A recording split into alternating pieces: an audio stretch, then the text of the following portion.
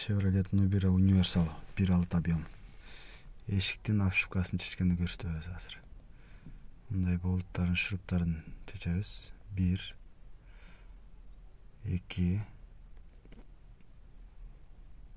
3 4 5 жеринде шуруптар болот. Булар чечип, чечип алдык буюрса. Баарын чечип алгандан кийин астындагыларын, эки боковойундагыны чечип алып, кийин биринчи болуп задний видтин диграф кыла турганын чечебиз. Буну кол менен отвертка менен о четинен акырын салсаңар бошойт. Чыккандан кийин штекерин суруп бир четке алып турабыз. Мындай баскыча ушу басып чыгарсаңар болот, оңой чыгат. Анан ручканын заштеңин чыгарабыз. Бул деле отвертка менен оңойда чыгат мындан деле. Астында ошо катырылган жерлери бар мындай.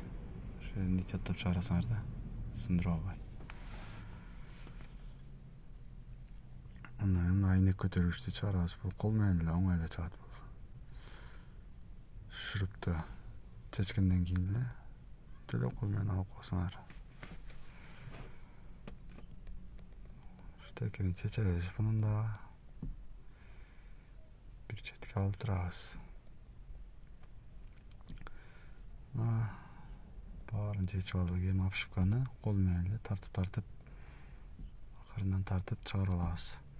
Өзүм бир колум менен камерага тартып, бир колум менен обшивканы чечкен үчүн бир аз чечиш кыйын болот. Ошон үчүн камераны өчүрүп,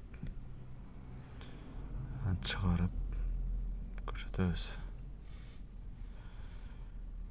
Мына чечип алдык буюрса. Штекерин кааласаңар чечсеңер да болот, кааласаңар чечпей да койсоңар да болот, үзсөңөр да.